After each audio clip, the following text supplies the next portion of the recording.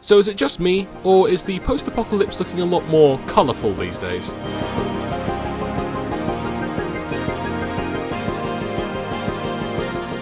The post-apocalypse has been a setting that we've seen countless times over the decades in films, TV, books and video games. It doesn't matter if it was caused by disease, zombies, aliens or nuclear warfare, this particular setting is something that keeps pulling us back in over and over again. And just like any other art form, trends and styles develop and change over time. If you look at the current games these days that are set in the post-apocalypse, you might notice that they look awfully similar. Far Cry New Dawn and Rage 2, both released this year, both have a very violent colour style. With strong, bold colours, everything seems overly saturated.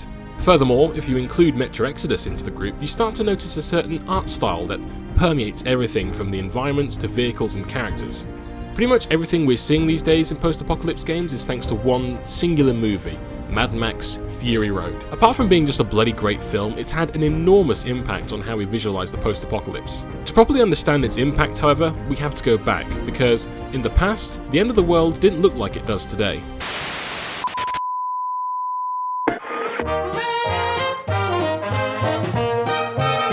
I love those dear hearts and gentle people who live in my hometown, because those dear... Back when I was a wee lad, my main introduction to the post-apocalypse came in the form of what is now one of my favourite games of all time, Fallout 3, released in 2008. I'd never played any of the previous entries in the franchise, nor was I very experienced with RPG games, and as such, I was blown away by the amount of freedom for exploration and development the game provided. Not to mention how much agency I had over the story, something else I hadn't really experienced in many other games up to this point. But aside from all that, it was the setting that hooked me the most.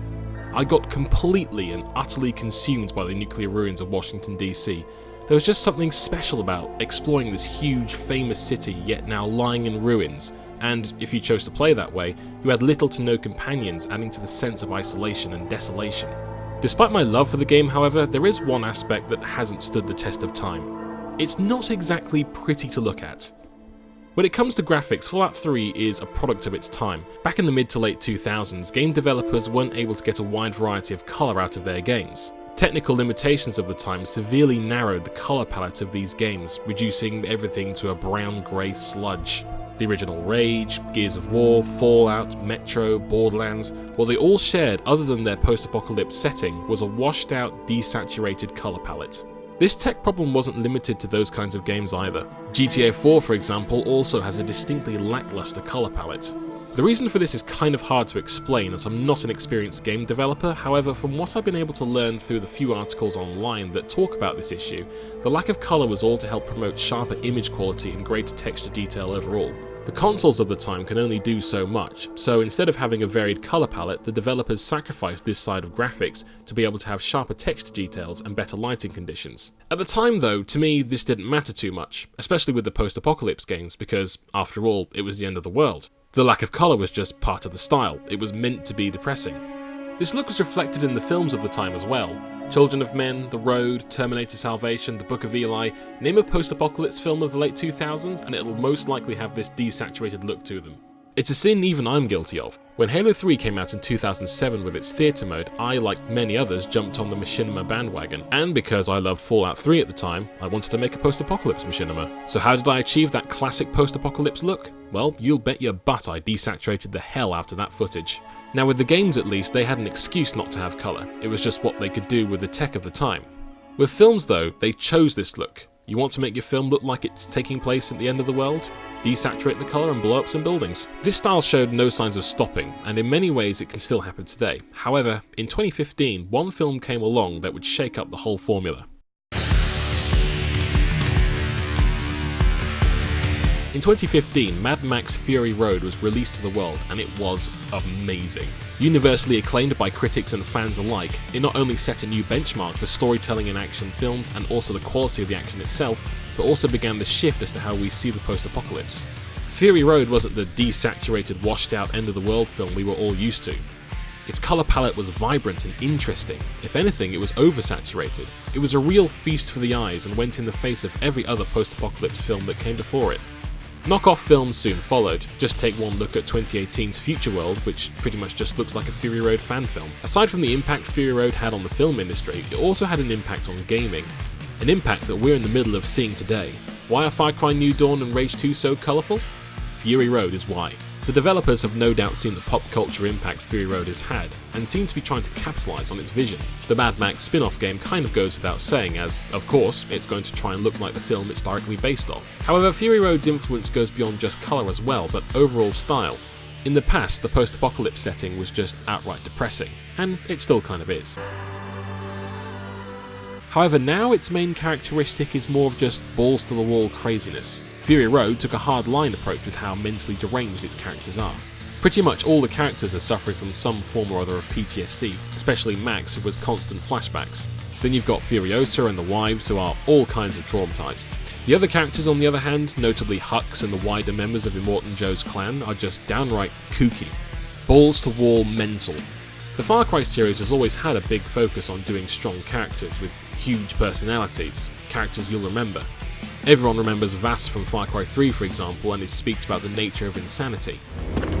Did I ever tell you the definition of insanity? Now, with Far Cry New Dawn, we seem to be following the natural evolution of this madness trope into the post-apocalypse where it belongs.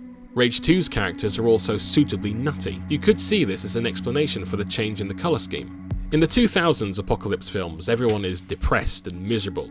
But now, everyone is still, kind of miserable, but also crazy and weirdly having fun with it. Hence, a more colourful look at the world.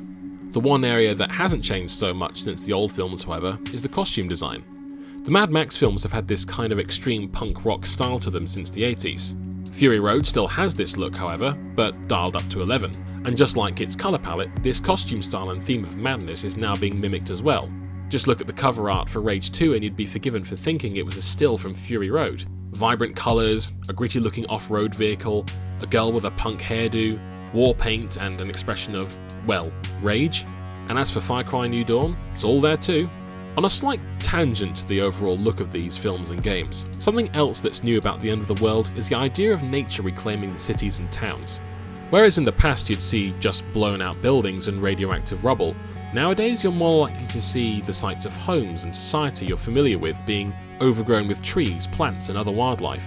This look in particular was mostly spawned by The Last of Us, and is something New Dawn is aiming for too. However, with Far Cry New Dawn, even though it's clearly borrowing from the new rules laid out by Fury Road, I'd also go so far as to say that it's borrowing from another more recent film. In 2018's Annihilation, a group of scientists enter an anomaly that's mutating animals and plant life, potentially leading to an apocalypse scenario. The film uses extremely trippy imagery to get this mutation idea across, with flowers acting as one of the main focus points. Now look at these shots of Annihilation and look at these clips from Far Cry New Dawn. I can't be the only one seeing the connection here, right? So what does all this come down to? Perjury and mimicry? A lack of imagination? I wouldn't say it's any of these things, it's just a trend. Genres in films, TV and video games evolve and change over the years. What we enjoyed in comedy, drama, action, romance 10 years ago isn't the same thing as what we enjoy today. While more niche, the post-apocalypse is a genre of fiction too, and it as well has gone through phases. We just happen to be in a very colourful and vibrant one at the moment. And games are always trying to be more like films anyway. It's where most of their inspiration comes from, so there's bound to be some feedback in between the films and the games. So who knows how the genre will change in time, but it'll be fascinating to see nonetheless.